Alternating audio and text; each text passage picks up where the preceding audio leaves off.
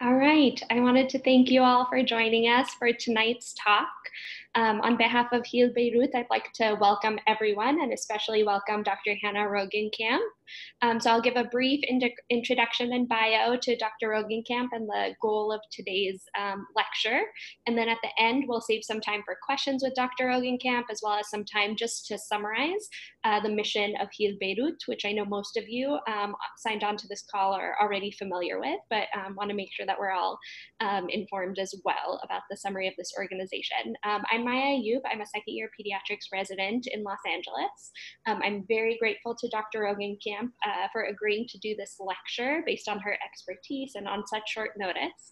Dr. Roggenkamp serves as the acting deputy chief for outpatient trauma treatment within the greater Los Angeles VA healthcare system. And she's also a health sciences clinical instructor in the Department of Psychiatry at the UCLA David Geffen School of Medicine. She specializes in combat PTSD, moral injury, and blast-related mild traumatic brain injury. She also serves as a PTSD expert consultant for RAND Corporation and is working to develop short-term psychodynamic therapy approaches to studying and treating combat trauma and moral injury. All of these topics are very relevant and pertinent to the goals of Heal Beirut, and especially following the August 4th, 2020 Beirut port explosion. So we're very thankful to Dr. Roggenkamp for putting together this presentation. This presentation will be recorded and we'll have it available on the website afterwards as a resource for all of our members. So on that note, I'll pass it along to Dr. Roggenkamp. Great, thank you so much, Maya. I'm going to start sharing my screen. Let's see, oh wait, yes. So, just getting the slideshow version going here. Okay, everybody can see? Wonderful, okay. Because of the COVID world we live in, we're all better at technology than we were 6 months ago. Thank you so much for that introduction. You know, I know that these people are resilient people, but it's just a very painful thing to see happen. So I really commend all of you for wanting to do something. And so hopefully I can be of assistance in some small way. I do also want to say that I'm used to lecturing to med students and to residents and to also my colleagues. I don't have as much kind of experience with talking to non-psychiatry or non-mental health people. So if I am going too fast or using too much jargon, please feel free to interrupt and ask a question. Just come on and say hello, and I'm happy to stop. And also, you know, as things are coming up with what I'm talking about, or otherwise, if there's topics that you think you'd like to know more about from a trauma standpoint, please let Maya know, and I'd be happy to come back and talk more. And I imagine also as things develop and you guys work more with folks, more questions will come up. So I'm happy to address that. I will also say that I'm not necessarily a disaster expert.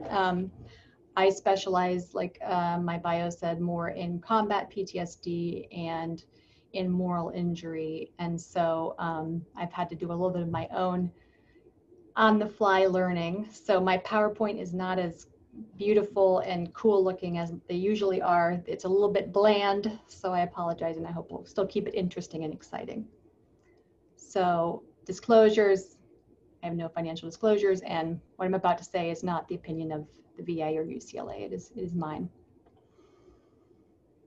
So, you know, what can we expect after something as horrific as what happened?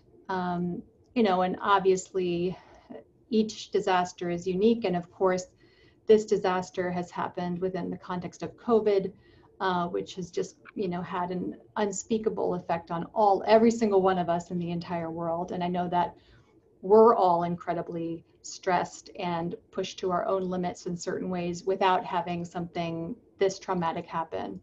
And so this is a little bit of a unique situation. I don't think there's been a lot of studies on what happened during the Spanish flu back 100 years ago, if there were any major events. But there are a couple of things that we do know and that we can expect based on research from other disaster studies. So one thing that's kind of interesting is that The cause of the traumatic experience or of the disaster does actually matter. And the more man-made something is, the more likely it is to cause PTSD. So, you know, a sexual assault or a combat trauma, you know, where somebody is the perpetrator, is more likely to cause PTSD than, for example, being the victim of a tsunami or a hurricane. Of course, with a tsunami or hurricane, or with this situation with the explosion, there were major human factors that were at play. So I think that this is probably a mix of something that just is major and huge and affects a lot of people, kind of more like a earthquake or something like that. But there was obviously this major human piece, which is going to affect people in a really more intense way. Anytime it feels like a trauma could have been prevented, it can just cause more difficulties and more dysfunction. You know, so there've been studies looking at the Japanese people after the major earthquake that resulted in Fukushima, or post 9/11. There have been a lot of studies done. And we do know that the proximity to the trauma kind of increases the risk of PTSD. Being displaced from your home can increase the risk, which also makes sense. We saw that especially in Japan after the earthquake. People like first responders, unfortunately, are at higher risk, and we'll talk a little bit more about their trajectories. And there's other things, though, too. You know, really how much somebody feels like their life was in danger can predict how likely they are to develop PTSD. So, you know, you could have somebody who was very close to the explosion who was never really all that worried about it, you know, even during or after. And even though they were close to it, they're less likely to have PTSD. Like, they're less, because they didn't think that their life was in danger.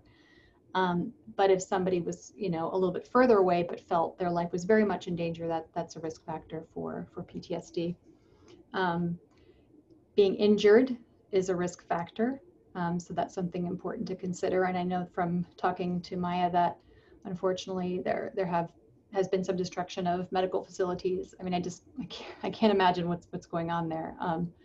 So there are definitely a lot of risk factors here, because I also understand that the country in general was a bit stressed with the Syrian refugees, and there was obviously a lot of difficulty with the government, and there is still difficulty with the government from what I understand, with kind of transparency and things like that. So unfortunately, these are all not great things that are going on, and certainly kind of increase our risk of seeing more PTSD, or post-traumatic stress disorder. And I'll talk about a little bit more about what that is in a second. There's other stuff from the literature just in general with PTSD. It's actually more commonly seen in women, and in people who are a little bit younger, people with a lower educational level. But in the end, you know, how important are all of those risk factors? I don't think they're good to have in the back of your mind, but really it really doesn't matter what risk factor you have. Everybody has sort of a breaking point. Everybody can be overwhelmed at one time or another. So when we're thinking about risk factors, we should never think about it's your fault because, you know, you are a woman, or you had prior trauma, which could also be a risk factor. Really, everybody can be overwhelmed by something that was really, really intense. And so even if somebody comes in who's a very resilient, high functioning person, it doesn't matter that they weren't just pushed beyond their point of breaking with something as horrific as this explosion. There are risk factors, but there are also protective factors, which we'll talk a little bit more in a little bit. But one of them is really the community and social connectedness. So as much as folks can band together and be there for each other, that's a very, very protective thing. So something to keep track of. As far as what is normal for people to do, I think, you know, as much as possible, I try to normalize when people tell me things that happened, you know, around the trauma or after the trauma, things that they felt, things that they thought, just because, you know, for a stressor as large as this, really anything can be considered normal. So I try to really help people feel more normal and more typical. which can also help with shame. Sometimes when people are having difficulty after a trauma, they really blame themselves. And as much as we can help remove them from that tendency, the better off they'll be. Interestingly, I was looking, and with a disaster, there's going to be somebody's going to be at fault if it was man-made. And so having somebody to blame is useful, but if that isn't really going anywhere, or if, for example, somebody's to blame and they've already accepted responsibility, and there was more scapegoating or more blame is kind of heaped onto them, sometimes blame and resentment can actually kind of fester and foster more dysfunction. So, really as much as possible when you're working with trauma patients, for them, this experience that they had continues to live on in their body. And it's like they're really in the experience, even at the moment they're, talking to you or sitting with you in an office. And that's very difficult because they're really living now, but it's like they're also living very much with this past experience because they're just unable to process it or, get past it. And so as much as we can help them move through it, put it in the past, and hopefully learn something from it or gain something useful, we're helping them because it's hard to just carry all of these experiences with you and still feel greatly affected by them.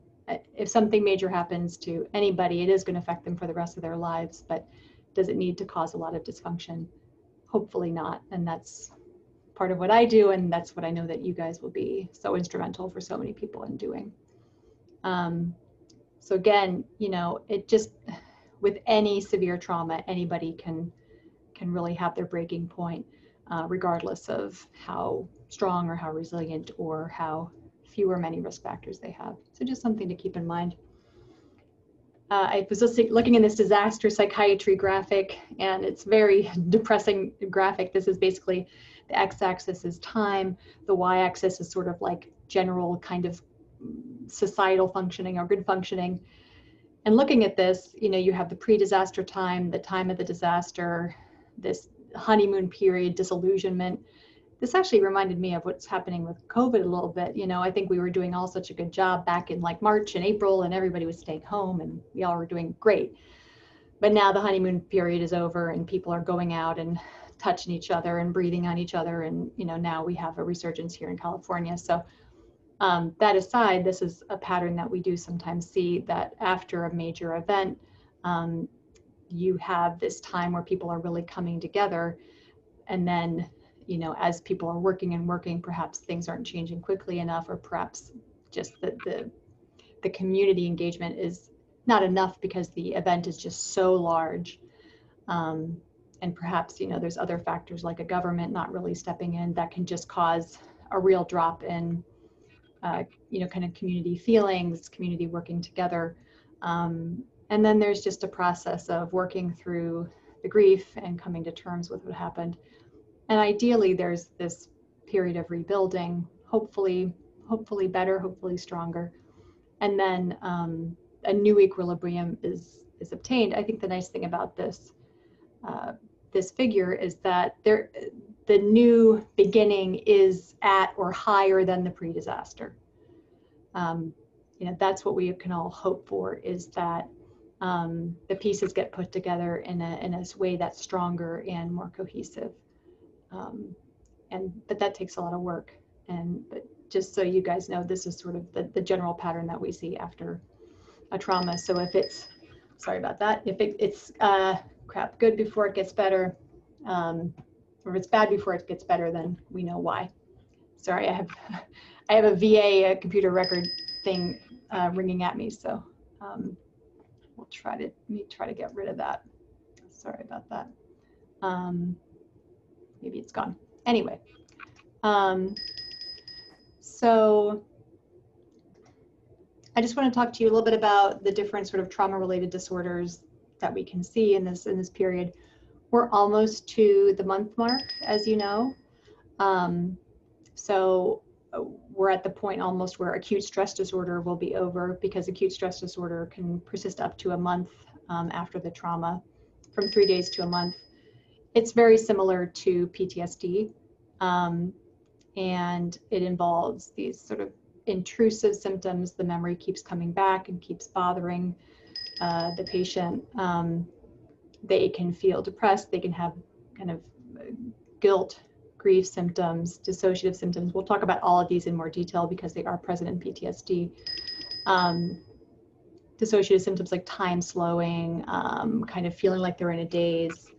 And then you have avoidance, just trying to not get exposed to memories because they trigger a lot of pain. And then arousal, which is difficulty with sleeping, hypervigilance, high adrenaline, things like that. This is all stuff that we can see in the immediate post-trauma period for the first month. And I'm bringing this up because it is relevant to what you guys are going to see long term. And I'm so sorry about this ringing noise. I think it'll be over soon. Okay. So what about post-traumatic stress disorder, PTSD? So there are these 5 criterion. I don't think that you guys need to be able to recite what PTSD is. I don't think it's necessarily very useful. But it is good to just sort of know the idea of what it is that you're going to be seeing in response to a trauma, if it is actually PTSD that the person is experiencing. And so I don't know how long, can you guys hear that ringing? It's very annoying. I might need to like stop screen sharing for a second to get rid of it. Yeah, that's okay. Feel free to do that. I'll welcome everyone. We've had a few extra participants join us since you've started. So if you want to take a few seconds to figure that out, thank you everyone for joining us again. This is Dr. Roggenkamp, who is giving us the presentation. Were you able to figure it out? Okay, awesome. We'll spend some time for questions at the very end, and Dr. Roggenkamp has also agreed to let us record this lecture, so it'll be available on the website in its entirety. So I'll let you continue picking it up. Thanks. Thank you. Yeah, so used to that ringing, it's so annoying. Okay, so PTSD, this is what it looks like. Again, I just wanted to put this up here. I will talk about the individual kind of symptoms and how they're going to relate to what you're going to see.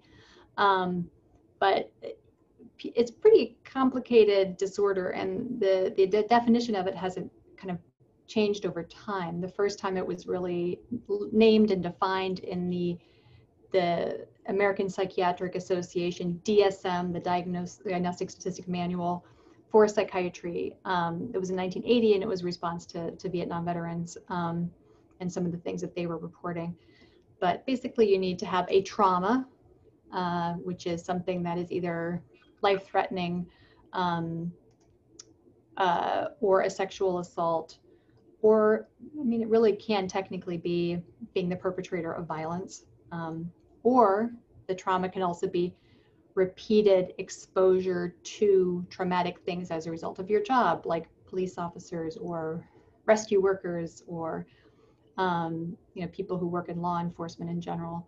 And really also those of us in the medical field, we can also see enough terrible things that it would meet criteria for criterion A.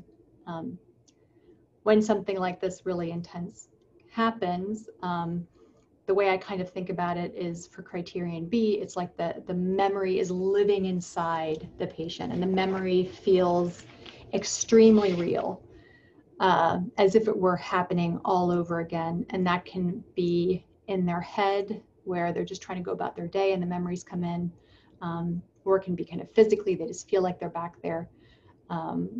So it's like it's just happening over and over again, and it can be very distressing. The criterion C, we look at avoidance. So in order to not have that re-experiencing happen, in order to kind of decrease discomfort, patients will avoid thinking about the event or avoid anything that triggers it. We also tend to see in criterion D just real depression, disconnection from other people, a lot of painful feelings can come along with trauma. And then criterion E is the hyperarousal category. So just constantly feeling on edge, sleep disruption, things like that. So again, I'll go over these in more detail. The other thing is the symptoms have to interfere with functioning.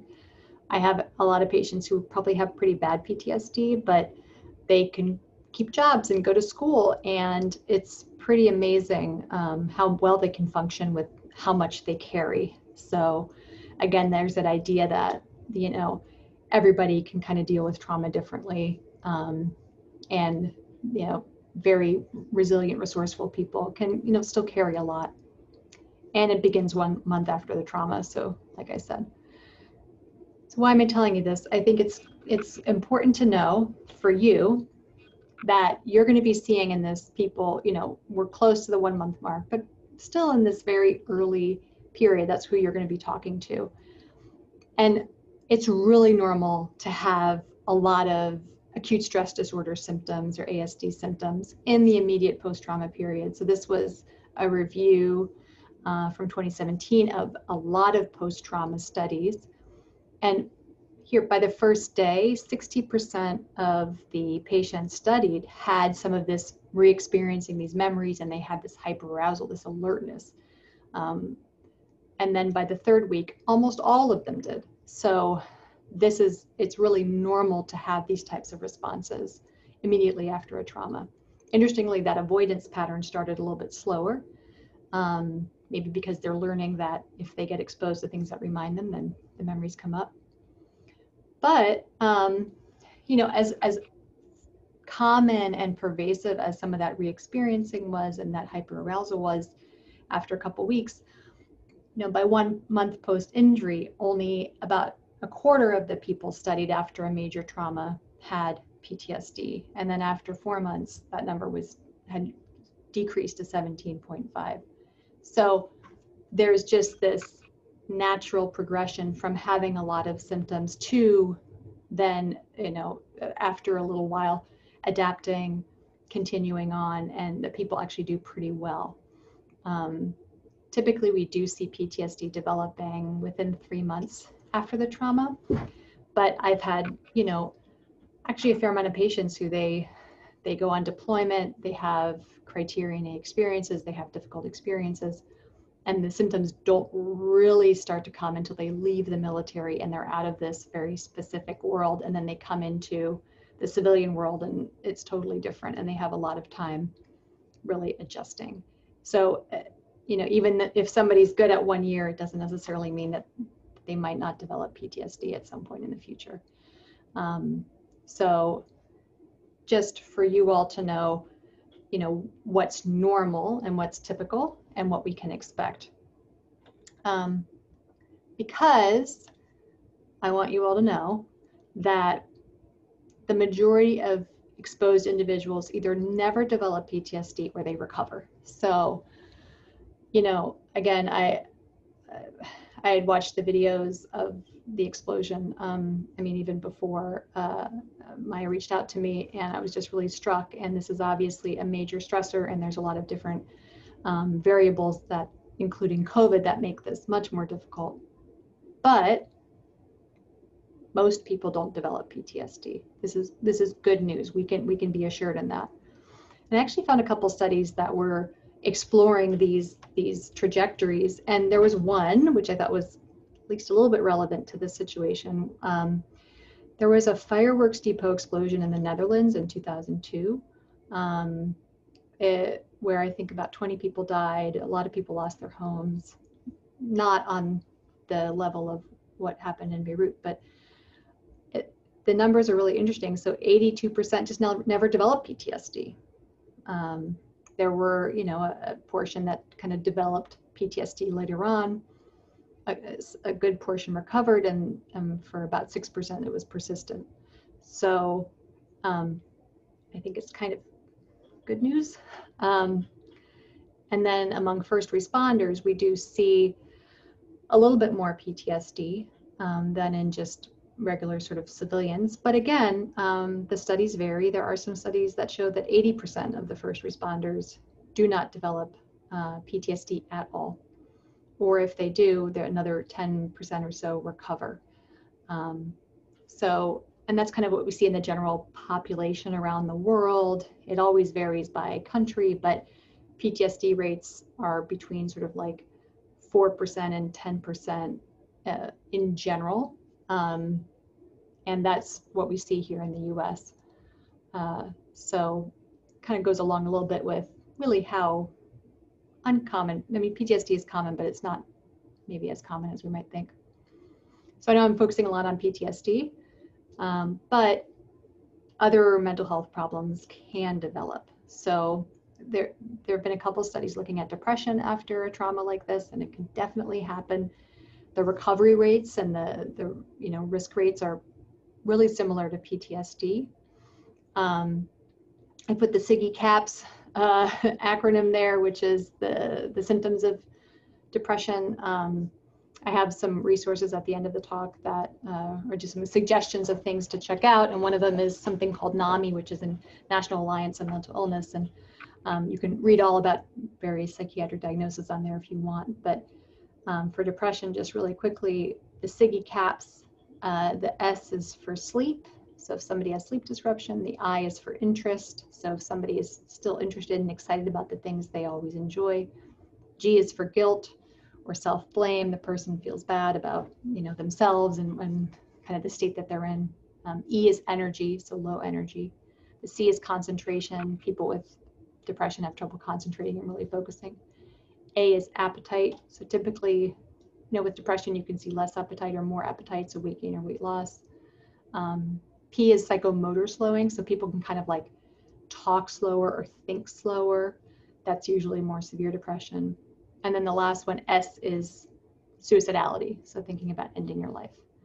And that was very fast, but if you wanted to look it up later or write those down, go for it. You can also just see just anxiety in general. You can see panic. So these are all things that can arise after a trauma. It's not just PTSD or depression. One thing I do quickly want to highlight is this idea of peritraumatic dissociation. So that's jargon. So you can have dissociation or sort of like disconnection that can happen in patients around a trauma or in the immediate aftermath. And I put a little nod to my sort of statisticians or research people. When you look at the relationship between having some dissociation or disconnection around the trauma immediately after and the chance of developing PTSD, that number 0.4, it basically is saying there's a decently strong relationship between some dissociation and disconnection during or after the trauma and developing PTSD later on. So the reason I wanted to bring this up to you all is just in case some of the folks that you're talking to kind of describe some of these symptoms, that should be a little bit of a kind of, your ears should perk up, and that might be a situation where you'd be more likely to encourage them to seek out mental health treatment there. So dissociation is kind of just like your mind not being super connected to your body. So patients will describe sort of spacing out or feeling very numb. You can have some like memory loss around the event. When there's no known head injury or no like medical reason for having some memory loss. People can describe what's called depersonalization. So it's almost like your body's not your own, and it's like you're floating above your body and kind of things are separate from you. And also derealization, where it just feels like things aren't real. Things feel like you're sort of in a fake kind of experience. These are all, again, sort of like, they can be very normal experiences after a trauma or during a trauma. The idea is that if we are at our breaking point emotionally, if we're being exposed to something so intense that we can't handle it, our body has ways to sort of help us manage. So one is our body basically just kind of disconnects our brain from our kind of general consciousness or like kind of how we're functioning.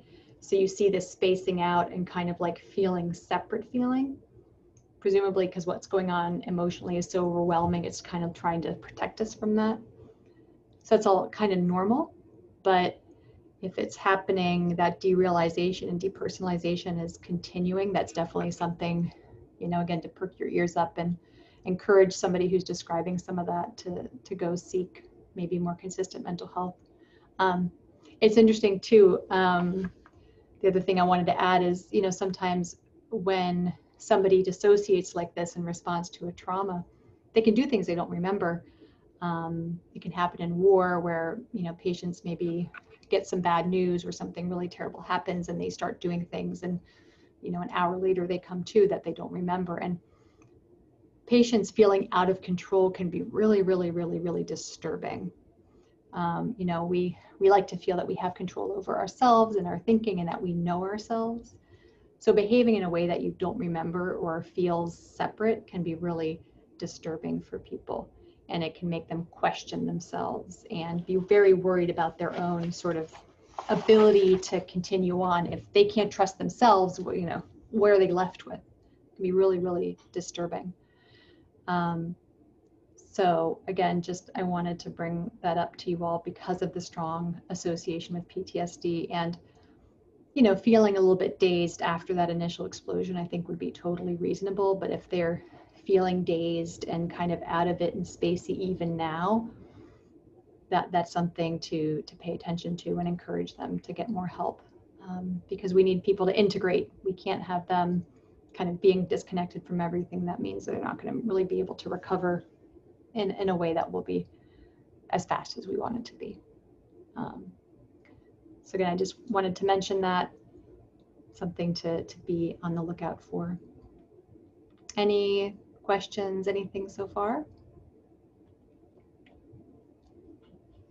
I'll take that as a no. So this is me kind of just going through, is that somebody? I have a question. Go ahead. Hi, thank you, doctor.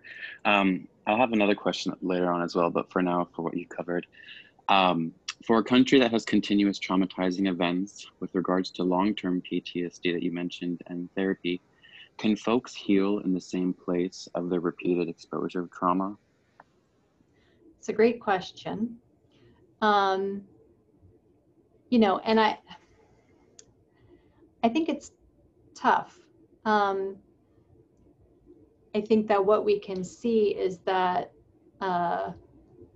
if you have a trauma, you want to avoid the memories. You want to avoid things that might trigger the memory. But in the end, that avoidance it might just start feeding on itself. And, you see some patients where they can't even leave the house because they have avoided everything that triggers anxiety, which can be going to crowded places. And, maybe, who knows, what if it's being outside? So the idea of taking somebody out of the place where they were traumatized, I think is kind of a difficult one, because ultimately we want them to be able to reclaim that place for themselves. I would want the citizens of Beirut to be able to reclaim this place where something terrible happened, but that doesn't mean that, it has to kind of, I don't know, defeat them. Is that the right way to think about it? I'm not sure, but there can also be a lot of healing in rebuilding that place that was destroyed, or coming together and seeing it be healed as the people are healed. And so I think for maybe not everybody, but maybe for some people, staying and helping to rebuild and staying connected can be more helpful than taking somebody out of the situation, when really maybe staying in their community is the best thing. And we'll talk a little bit about how much connectedness and social engagement can be protective against PTSD. So having said that, especially in the immediate aftermath, if somebody is, really just in extremis and can't do anything, then, I think that maybe there is an argument for getting them out of the situation, healing them up, getting them kind of more stable and more hardy, and shoring up their kind of defenses and their ability to kind of manage what they're feeling, and then to take them back. But it's, there is sort of that old adage of like, getting back on the horse. And so I think as much as we can encourage people to reclaim this thing that was taken from them, which is that safety and that, I'd imagine it was a beautiful part of the city, I think it can be helpful. Thank you. I have a follow-up as well with regards to gender roles, and you said markers that some people have different healing rates. So how do rigid, strict gender roles, toxic masculinity, and religion/homophobia play into men's mental health trajectory of healing? And how can we overcome this? It might tie into connectedness, but how can we start?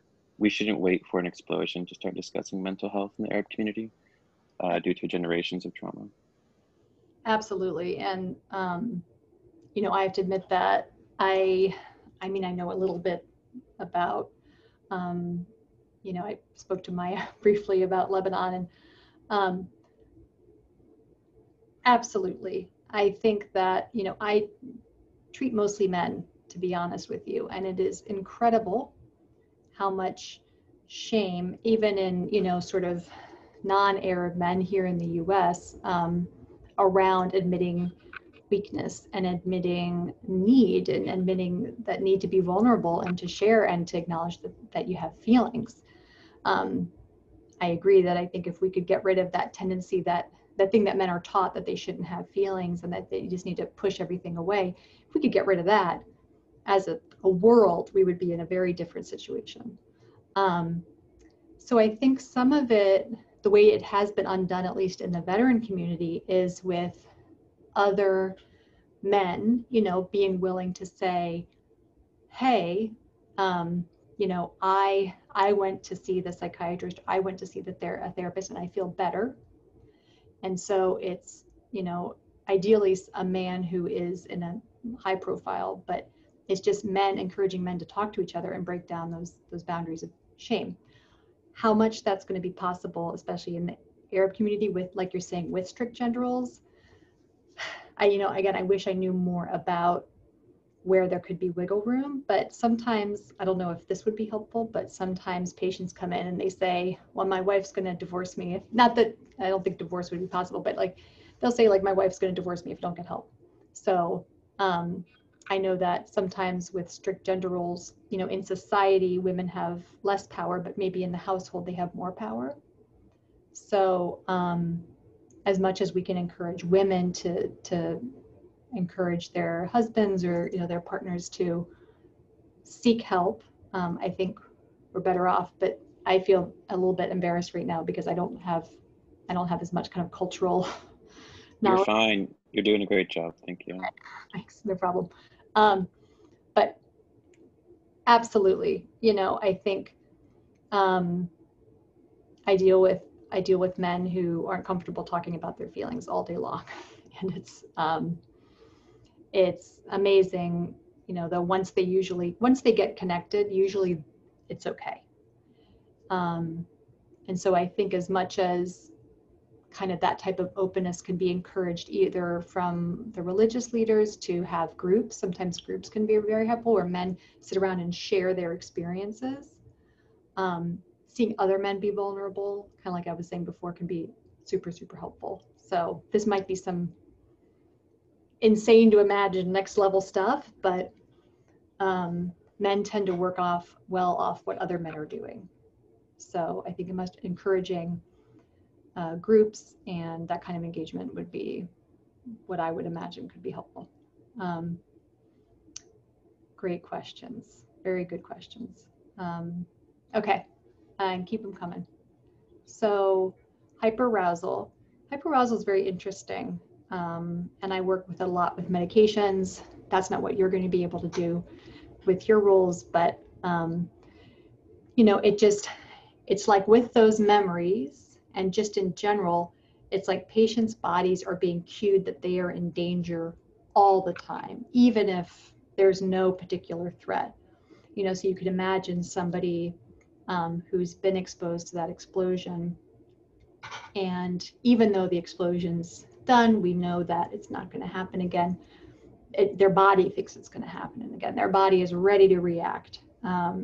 Patients describe these like adrenaline sprays or adrenaline surges, and they can be triggered by memories, or they can be triggered by being in crowds and kind of the unpredictability of not knowing what can come out from behind the next corner and not being able to watch everybody.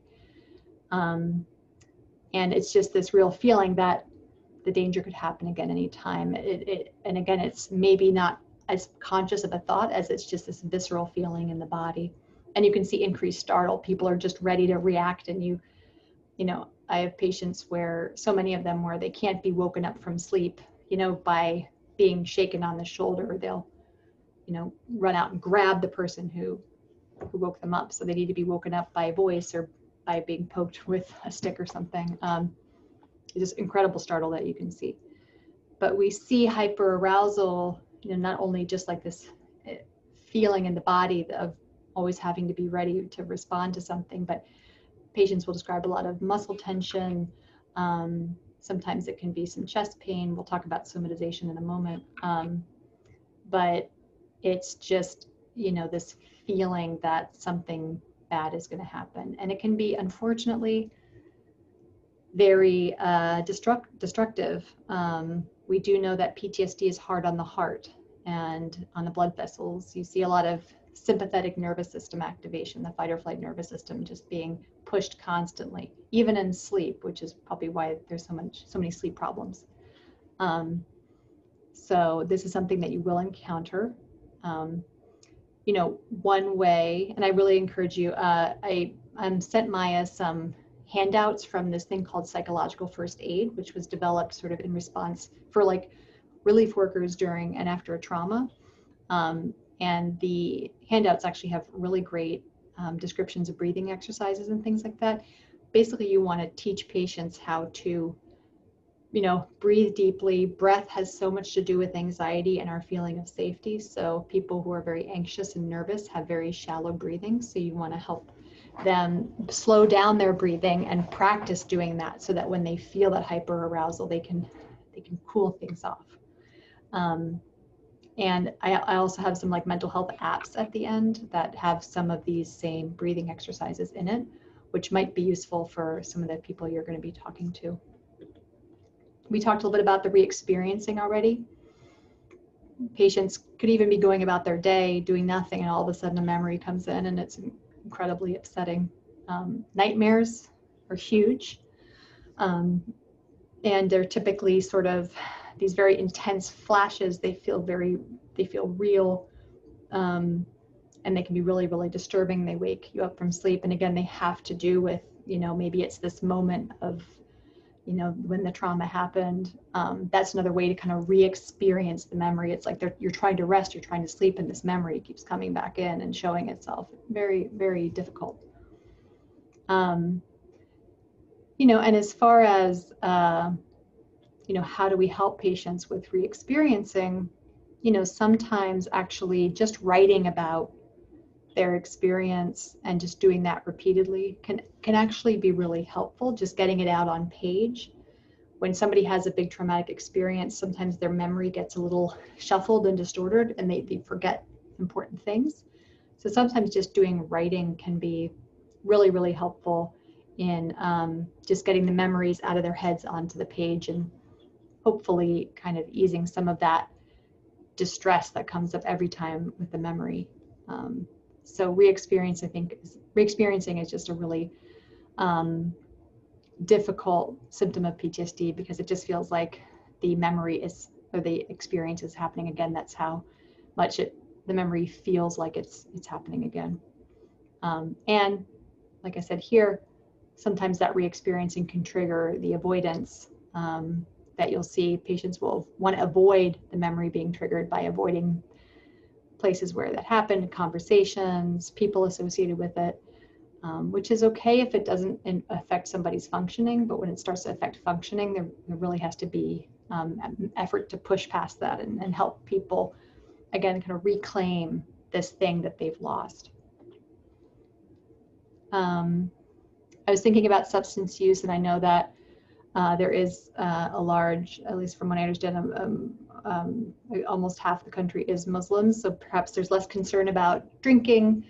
I don't know if there's drugs in Lebanon, I hate to say that, but you can definitely see an uptick in substance use as a result of a trauma, including nicotine or caffeine. So definitely something to be aware of, that can happen. Interestingly, people are unlikely to just pick up drinking if something bad happens, but if they had any drinking that they were doing before the trauma, you could definitely see a worsening of a substance use disorder, or even just kind of casual use. So you'll see that it's just one way to kind of numb out, especially with drinking. It's just to just stop thinking about the experience. And even smoking, you could consider if somebody isn't sleeping well and they're really tired, the nicotine might help them stay awake. Similarly with caffeine, people can increase their caffeine consumption after a trauma. So all kind of things that we want people to not do, because they can interfere potentially with recovery. And then I kind of put anger in this slide as well, because anger, I think, is a huge part of trauma. And I say here, I think it can be healthy to be angry, because it can help people feel some energy and to want to go and, find out who's responsible and take care of things, and, fight for themselves after a trauma. Helplessness is really a tough thing to kind of have to work through. If something really bad happens, sometimes people can feel helpless. But if anger has nowhere to go, it can play itself out in the family home. It can play itself out towards children or loved ones. So, if folks come to the Heal Beirut, organization saying that they're more angry, you always want to ask also if they're using any substances, because if we pair alcohol and drinking, that's a huge problem. So giving them things like breathing exercises, and, encouraging other ways to, deal with their feelings besides substances is really helpful. And again, I sent Maya the handouts, and I'm sure she'd be happy to share with everybody that kind of describes some of the other kind of strategies for dealing with anger and dealing for substance use. Because I don't really know how much substance use treatment is available in Lebanon, or if AA groups exist, or I don't. I have a comment, doctor. Sorry, I'm on 2 Zoom calls. I'm hearing from folks right now in shelters for the LGBTQ and trans brothers and sisters, and other grassroots organizations, that usage of hashish or bricks of hash has been occurring. That's the closest thing they have right now to marijuana. And Hezbollah and other organizations control most of the hash production in the south of Lebanon. So that's just out there how tensions and intersectionality can worsen. And also, all drugs are everywhere. So Lebanon is not immune to the party scene. Oh, okay. Wow. So this is very complicated. I know you mentioned LGBT communities. I mean, I'm assuming, unfortunately, that any kind of marginalization is unfortunately just going to get worse, which is really unfortunate. But that's very interesting. Yeah, in general, we do not want people to use drugs, to drink, or to increase any substance use. It will only interfere, and it might feel like they don't have anything else, but there are other tools. There's healthy things that people can do. Do I understand why they're doing it? Maybe I can, if it feels like there's no other option. But that's also where that social connectedness comes in, is perhaps if everybody decides not to use, that might kind of help folks be more consistent in that way. But man, this is complicated. There's going to be grief.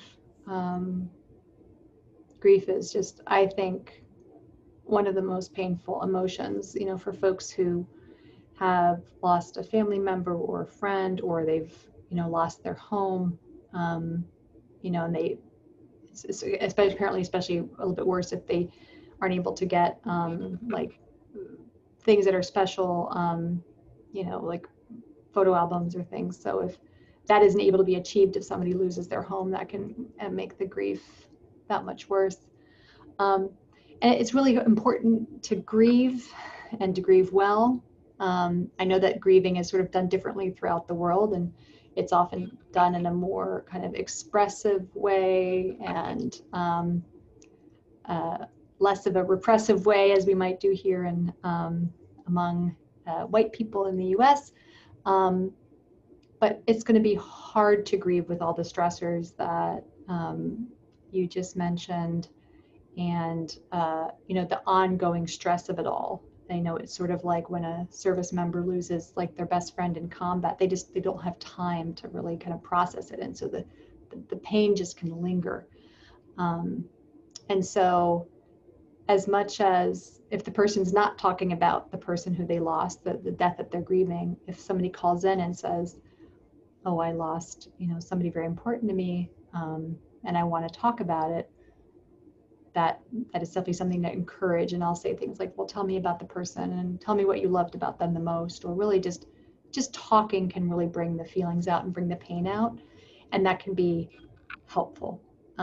Grief is very painful, and we need to just let it out as much as we can. But also having things like, you know, something to connect to the dead person, or a memorial, or pictures, that can always help. It's so hard to have everything taken away and to have nothing. And you know, people can describe some interesting things, like hearing the voice of the person, or, you know, I looked over and I saw the person sitting in the chair and then they were gone. And this is all normal stuff. It's okay to have these almost sort of like perceptual things, because it's just the memory of that person is living inside of them. Interestingly, after a trauma too, even if it's not the person's fault, they can feel a lot of responsibility and guilt and shame. And I could see, like, you know, somebody saying, oh, I went to the neighbors next door to borrow something. I left the kids in the house. The kids were alone when this accident happened, and I was injured, and I got, you know, taken away, and the kids were left alone in the apartment. I am just sort of like imagining this scenario. That person could feel incredible guilt for leaving the kids alone, even though it wasn't their fault that this tragedy happened. So it's just important to be open to hearing that type of communication, because it can be very, very painful to talk about. And oftentimes that's the thing that's really eating somebody up, that is hard to reconcile. And so it's important to acknowledge and not necessarily try to talk somebody out of some of that grief or the guilt and the shame, but you want to make sure that they know. It's like, so I wrote here sort of in italics, you are aware that this, you know, you didn't cause the explosion if they didn't. But also another way you can kind of help people reframe guilt that they feel or responsibility that they feel is, you know, if you know, your sister were telling you that they felt responsibility like this, like, what would you say to them? And just help them see that they'll probably be much kinder to somebody else who was going through this and felt this guilt and this shame than they are being to themselves. It's always good to remind people about self-compassion, because I would imagine there's going to be people feeling very responsible for things they did or did not do. And again, this is, if you think about the memory living in the body, this is the past kind of being relived, and this remorse and guilt being relived all the time as if it were happening over and over again. So as much as we can help people step away from that and you know, think about things in a different way, it can be really, really helpful. But this is the stuff that might be really difficult for folks to talk about. Excuse me, before you... Yeah, go ahead. Hello? I have a few questions, I guess, just going off this last slide first. When you're talking about it's really difficult to like talk someone out of those sort of thoughts and experiences, relating it also to what you said with the hyperarousal, how breathing exercises can be useful. Have you experienced or heard of any sort of studies on how yoga or trauma, specifically trauma-informed yoga, can be helpful in this sort of situation? Ooh, in disasters? That's a great question, and we did yoga training together. I got her on. Yeah.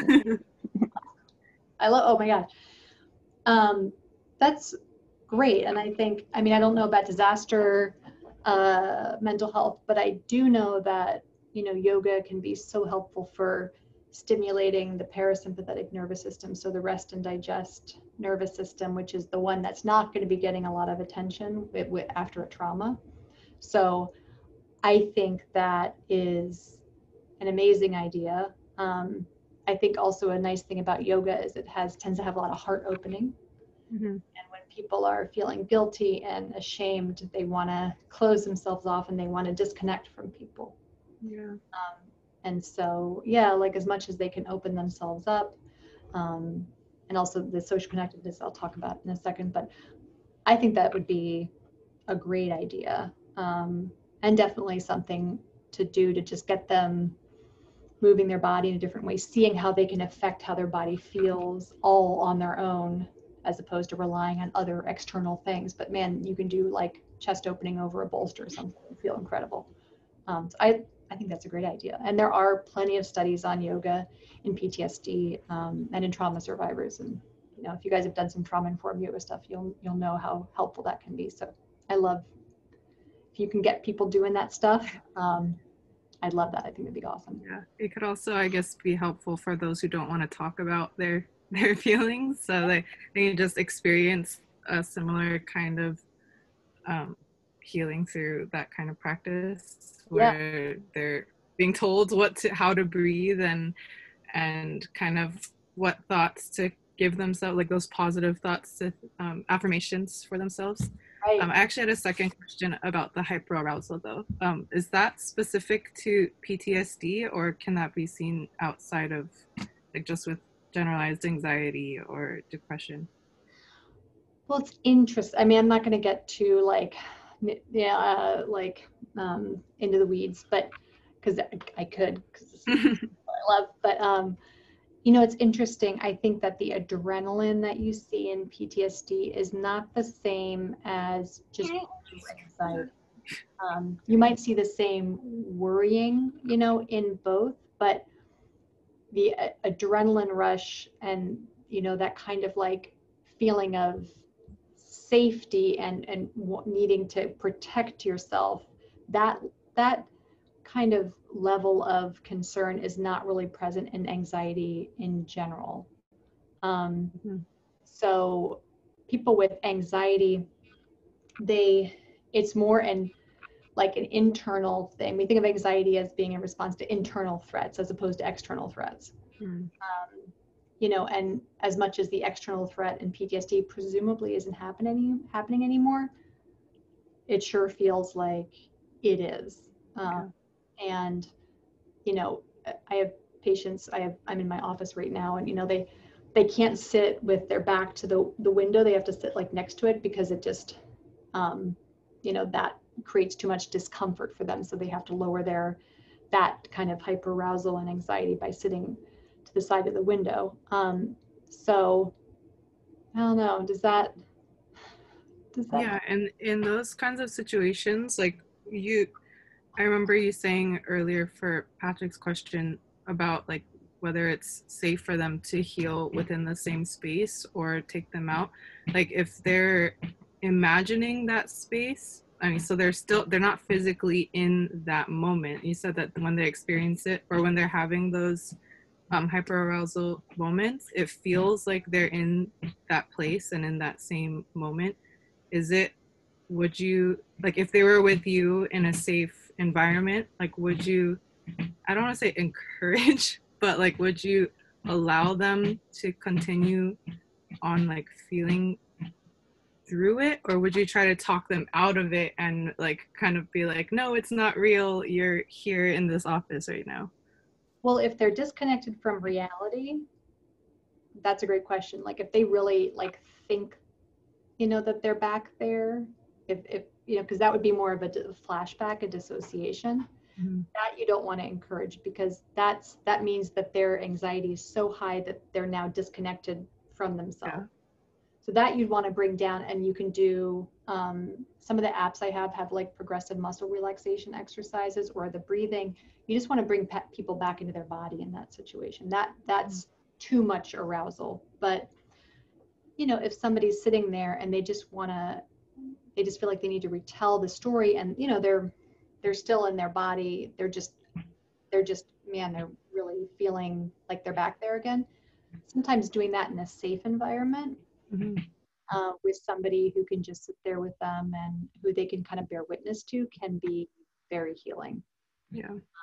This is, you know, maybe a little bit more, you know, this is what I'm talking about is maybe a little bit more like for trained mental health providers. But if you really think that the person, if it seems like they really think that they're back there, you can even ask, do you really think you're back there? Or do you know you're sitting talking to me by video? They can say, no, I know I'm talking to you. You know, and if I want to, like, you know, I want to talk about this, or, you know, if it seems like something that they want to go after, I would say go after it. Because again, that retelling sometimes, similarly with writing, that retelling and kind of can actually process the memory in a way that can be helpful. Yeah, sorry, I have one more question. You just reminded me of my other question when you were saying that. Do you think that kind of hyperarousal comes from maybe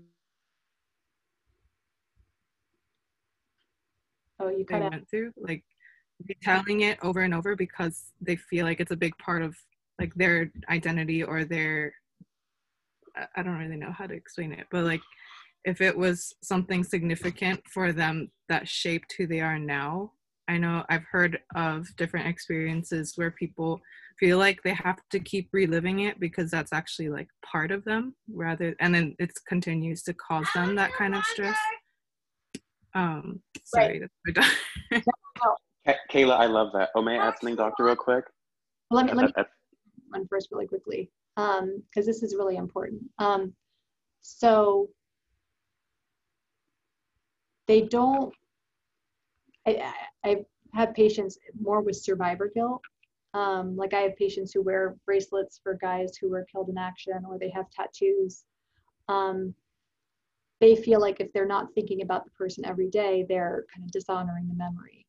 I know if this person says, you know, this thing was such a big part of me, I need to retell it all the time. That's true, but that also kind of means that they're keeping themselves in that, you know, in that state, in that time. You know, we all change with time, and of course that experience can be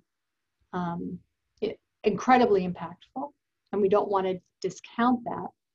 But at some point also, you know, if somebody's just retelling over and over again and wanting to do that and wanting to kind of keep bringing that up, I would be worried that there's some kind of emotion that's connected to that memory that they're not wanting to really face. You know, if that was, you know, if somebody important died at that time, you know, maybe there's still some grief connected to that experience that if they process the experience, it's like the grief is resolved, and like they're having to face the fact that the person's really gone. This is an example. So ultimately, we're always going to be shaped by our experiences. We can never have a big experience, and it, you know, if we heal, we're never back to who we were. We were always changed. And so I think for a lot of patients, there is this feeling that they have to keep talking about it and reliving it. But if it's just causing distress and dysfunction, it means that there's some reason they're doing it, and it doesn't sound. Yeah. What I wanted to say to that was just like anecdotally from my family, I know they fled Lebanon in the 70s in the Civil War, and they'll still have flashbacks or have a nightmare or something with the bomb, and it's been decades. And then I've tried talking to my mom before. I said, can you tell me a little more some of these things? And just the look on her face. And everyone's obsessed with keeping up with the news. And I just wonder how much trauma is used to intensify sectarian identities and nationalism, and how that continues to fuel political divide if you're just tied to your trauma. And then right. And also this idea, if we, you know, don't constantly think about the people who were killed by this, you know, corrupt government, or, you know, like in the sectarian violence, that we're not learning from things that happened, or we're not honoring them. I mean, this is really complicated, really difficult stuff. I think it's interesting that your mom didn't want to talk about it with you. That's a whole different topic. You know, sometimes people don't want to share what they experience because they're worried about hurting the other person and damaging them by recounting something that they've experienced. But maybe your mom would be helped by it. Yeah, I think like processing a memory and experience doesn't mean forgetting it. It just means like understanding the effect that it had on you. You know, and if that effect is just every year on the anniversary of whatever, you know, maybe an atrocity, that we all get together and cry and grieve and process that as a, you know, as a group or even as an individual, and then the rest of the time we're kind of living our lives. I think that that's okay, that's good. But to, you know, I don't want to say that people shouldn't do certain things to process a feeling, because that's not my place. But I think it just ultimately depends on how much that thing is interfering with how the person's doing now. You know, if they're able to function pretty well and they're still really affected, I don't think that that's something that we need to mess around with. But if this is somebody who's really impaired on a lot of different levels and they're not processing the memory and they're just wanting to live in that moment all the time, that's an impoverished life, and we want people to have more out of life than just this one experience. So we should probably keep moving. I know I'm so sorry, it's probably supposed to be an hour, but I think we can get through the rest of this pretty quickly. So I hope we're good on everything. Thank you. Perfect, no problem. So I was thinking somatization, sort of like, instead of people knowing what they're feeling or, you know, being clear on the emotions that they're having, they have physical symptoms. And I think you can see that in men and women, but I see it in men a fair amount. It's important for people to know that this isn't just in their head. You know, this isn't just something that they're making up. This is real. And it does have connection to how they're feeling and how, you know, they're processing a memory. And you can tell people, you know, these are really real things that you're experiencing. And, you know, and if they need to go to the doctor, maybe they need to go, blah, blah. But that ultimately, there's a good chance that just being able to look at some of the things, some of the emotions underneath that chest pain or that headache or that fatigue, and seeing what else they're feeling besides just all this physical stuff. Sometimes you can see a change. You can see somebody's back pain get better because they talk about a memory or they talk about some anger. So these are just some of the symptoms to look out for: palpitations, fatigue, chest pain, shortness of breath. You know, and if you're not sure if this is something real or not, you know, it's always good to err on the side of caution. But there's going to be so many kind of what we call non-specific kind of vague things that people will come in with, that to just encourage them, hey, like sometimes we can't get, you know, this is a real thing that you're experiencing, but actually sometimes just talking about an experience can make those better in a way where we're not sort of, I don't know, like making them feel weak or out of control or sort of stupid, or that they're, again, kind of, it's all in their head. It's not all in their head. It is happening in their body, and it's connected to feelings. So if we can work with feelings and work with some of their anxiety and lower that, we'll probably also improve some of their somatic symptoms. But I could see some people, you know, approaching you all, and that's all they can say. Oh, I just have headaches. You know, oh, I just have this upset stomach that won't go away. Be like, okay, I wonder if there's also some difficult like feelings that you're having or memories that you're working with, and that's part of the picture for you as well, and kind of easing them into accepting some of that. I'm obsessed with sleep. As much as you all can encourage the people you're speaking to try to get as much sleep as they possibly can, the better. The handouts that you'll be able to get do talk a little bit more about sleep and sleep hygiene. But I always tell my residents and tell my patients, if you're not sleeping, you're not recovering. And I have had so many patients where all we did was get their sleep under control, and they're looking a million times better, to the point where we don't need as many medications, we don't need as much, because they're getting 70 hours of sleep. This is going to be very complicated, very difficult in shelters where people are. So I am aware that this is aspirational perhaps, but it's something to tell every single person you talk. Ask them, are you sleeping? Okay, what's happening with your sleep? What can we do to get you even another half hour or an hour of sleep? Can you if you're taking care of the kids, can you and your spouse trade off, like one night, you sleep and the other night they sleep, or because sleep is the time during which we process our memories. So if we're not sleeping, the memories are not getting chewed through and digested and worked through. So sleep, hugely important. Very, very crucial. So just some little things, if they're drinking caffeine after 3, if they're going to have a normal bedtime, it's always something to talk to people about. And if they're napping a lot during the day, it's like eating a snack before a meal. You can't eat a snack and expect to be hungry. You got to save all your sleeping for nighttime. If anybody's more interested in learning about sleep apnea, another thing I'm obsessed with, but people with trauma can just stop breathing in their sleep. I would say 80% of my patients here at the VA with combat PTSD also have sleep apnea. So they stop breathing in their sleep.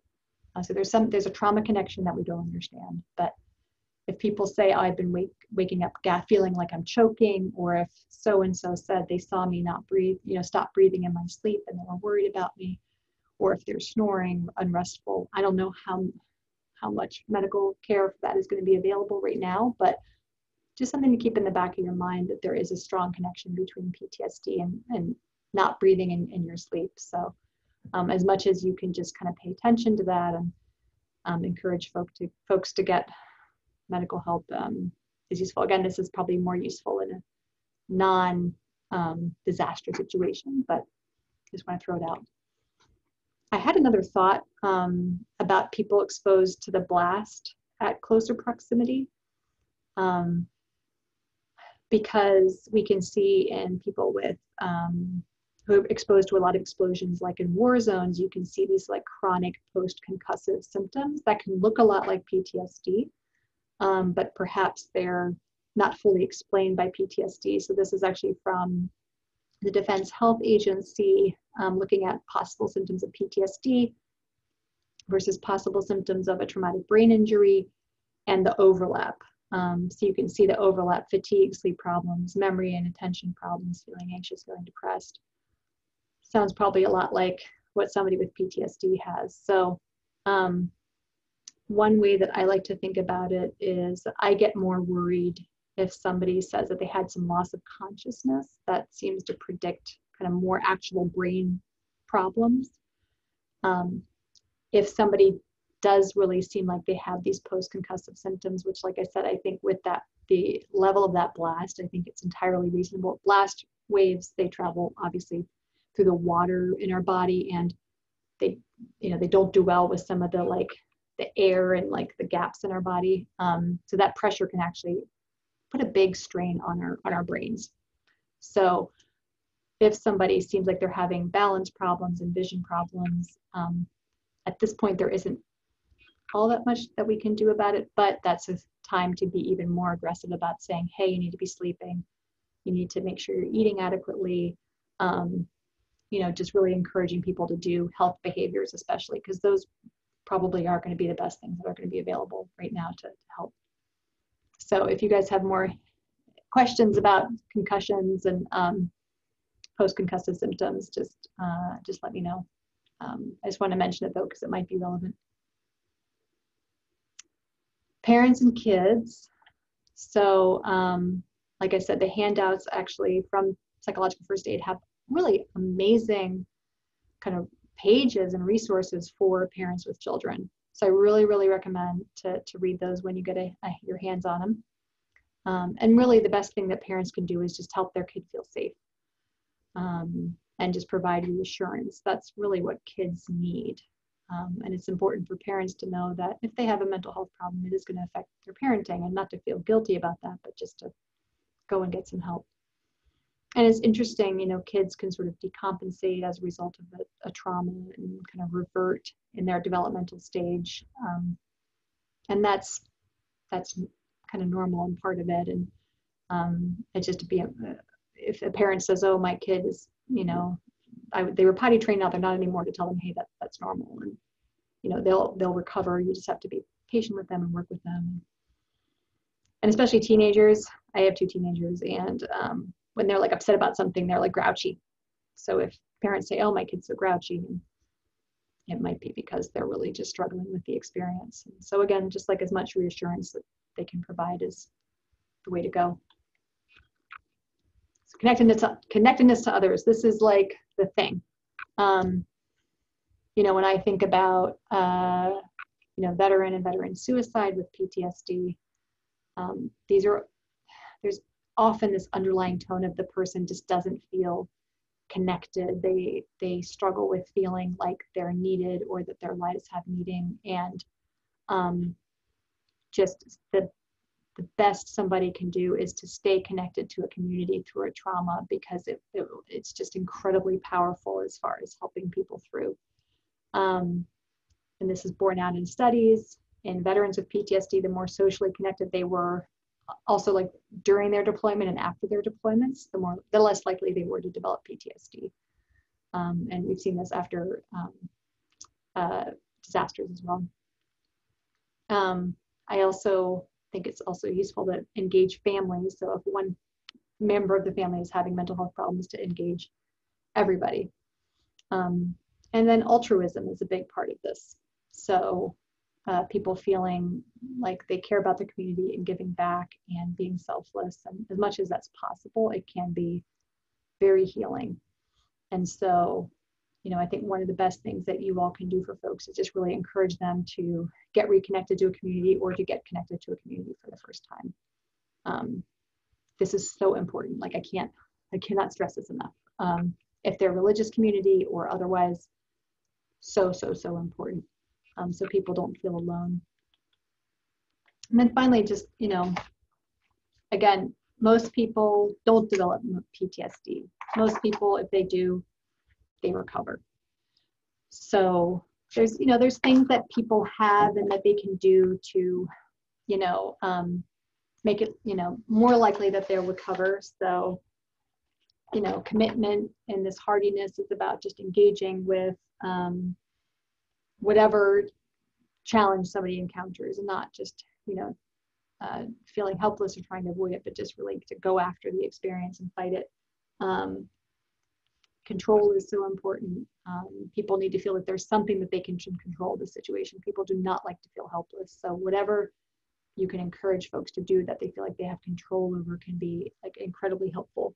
And then just this idea that when something really bad happens, we can grow from it and we can improve our lives, even if it's difficult. And I know this sounds very naive, but it's one of the few things we can tell people, and that's all we got, especially with something this severe.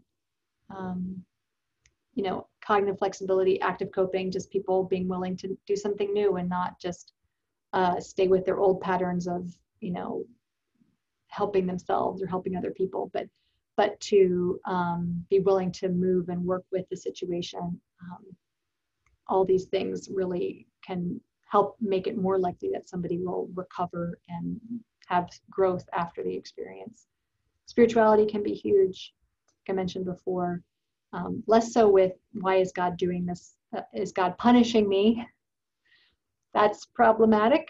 But you know, if somebody feels like they can get comfort in their spirituality or in their religion, we really want to encourage that. We really, really do. And finally, just creating meaning. You know, people need to feel controlled, that their life has meaning. And so as much as we can help them create that in a new way after it's been taken away, in whatever way we can help them create meaning, the better off we are. Really one of the last things I want to say is like that we are, like I said earlier, like in this really stressful world. And so I think it's all really wonderful that you want to help out. And of course, you know, of course you want to help out. And I think it's really beautiful. I just want you all to know that it's important to take care of yourselves and to not push yourselves, you know, farther than you need to. So if you need to take breaks, then you need to, you know, not volunteer for one day. I think that that's important to take that kindness that you want patients to show for yourselves and show for themselves and show it to yourself. And also know that for some traumas, they hit home more than others, or some patients will hit home more than others. And it can be very emotionally engaging to talk to traumatized people. And so it's just important to know some of the things that affect you and have affected you in your life, and just be on the alert for those same themes coming up, and you just having, you know, some very difficult emotions around it. But just to, as much as we encourage patients to sleep enough and try to get good nutrition and try to do things like yoga or breathing exercises, to do it ourselves, because, you know, we all need to keep ourselves strong. I think also if you are all doing a lot of this kind of debriefing or relief work, to consider doing some kind of a peer support group where you can talk about your experiences with each other. Just like we want patients to be able to feel connected and to feel that other people are having the same experience, and like, you know, we can all survive. You know, you all need to be feeling that together. So as much as you can, make sure you have a community within this organization or another organization where you can talk about, because you're going to hear stories that just affect you and you need to be able to like share them. So thinking about how you could create that type of community within this organization, it might be helpful to think about. We all need to be able to, sometimes I just go home and I tell my husband, I'm like, guess what this patient told me? I try not to do it too much, but sometimes I just need to, you know, whether I like it or not. Just some apps. I was trying to Google if there's like Arabic, you know, language mental health apps, and I couldn't figure it out. So these are just some of the ones that are available in English and that tend to be helpful. There's Virtual Hope Box, where the patient themselves, it creates things that give them good feelings, like pictures of loved ones, or reminds them who to call if they're in distress. The UCLA Mindful one has some nice mindfulness exercises. CBTI Coach is just about CBT for insomnia, so it helps with sleep, and it has some guided meditations. And then there's the PTSD Coach stuff. A lot of this actually is made by the VA. I think they're pretty good. So these are just some resources to think about when you're working on this, dealing with what you're dealing with, both personally and in your work with this organization. And again, I sent Maya some PDFs from the psychological first aid, which was developed basically in response to disasters for families and for children, that I think might be useful, and some handouts as well. So that's my email address. That's my Gmail. It's just be easier to access. So if anybody has any questions or is needing assistance with anything that you think I could help with, I'm happy to. And like I said, just as things go along, keep in mind what you think might be useful to hear more about, and I'm happy to help out if I can. So I'll stop talking now, and if there's any other questions, we can talk about those. Thank you so much, Dr. Roggenkamp. Thank you for that fantastic talk and for putting together all of those resources, as well as all of your expertise geared towards this. For those of you who signed on a little late, again, Dr. Hannah Roggenkamp is the acting deputy chief for outpatient trauma treatment within the Greater Los Angeles VA healthcare system, as well as several other roles within Los Angeles, including PTSD expert consultant for RAND Corporation. So she was gracious enough to step into this role, learning more about Lebanon herself in the past week, but also just giving us her expertise from psychodynamic therapy and all of her past experience with combat trauma and moral injury. So really, on behalf of Heal Beirut, we're very thankful that you took the time to give us all of this education. I'd like to open the floor for questions a little bit, if anyone else would like to give us any questions at this time.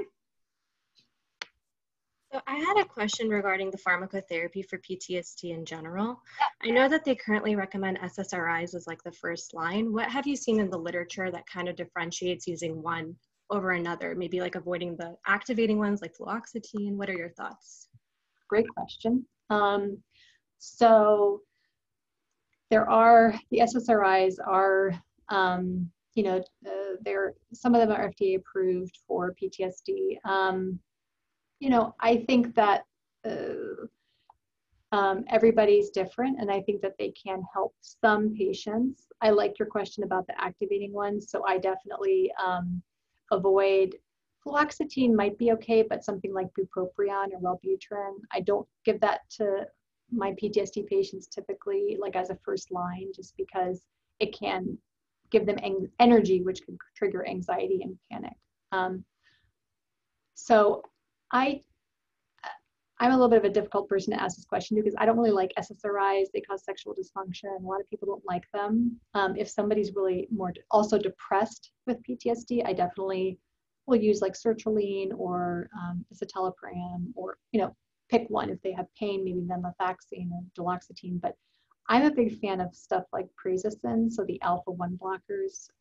Sometimes propranolol can be really helpful, but I think just for patients with really bad nightmares, the prazosin, it blocks adrenaline in the brain. So if adrenaline is keeping somebody up at night and giving them nightmares, actually, you know, I've had patients sleep for 7 hours for the first time in 15 years with some prazosin. And like I said earlier, I'm obsessed with sleep. And so I'm a big fan of, if I can, to get somebody sleeping as soon as possible, preferably not with something that is addictive like zolpidem or any of that kind of medication. So you can pick any SSRI you want, you know, except maybe avoiding fluoxetine or bupropion. But otherwise, I really encourage the blood pressure agents. They can be extremely helpful. And if you want to know exactly how to do that, I got all the information, so you can send it my way. And I'm happy to send it to you if you just email me. Great, thank you.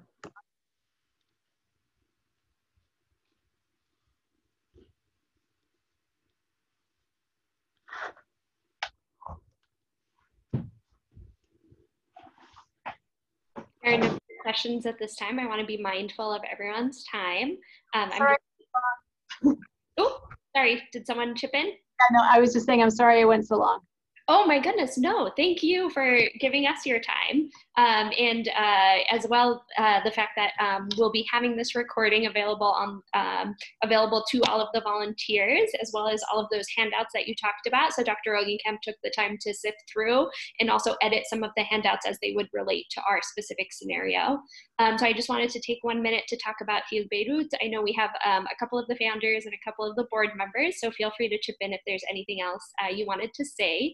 Many of you are already volunteers for Heal Beirut, but Heal Beirut was founded by the Lebanese expatriates after the August 4th, 2020 port explosion, with the intent to provide remote services to victims within Lebanon through a variety of means. We're first and foremost focused on the short and long-term well-being of the Lebanese people, and have already gathered an extensive network of healthcare professionals, many of whom are on this call, across the US, Canada, and Europe.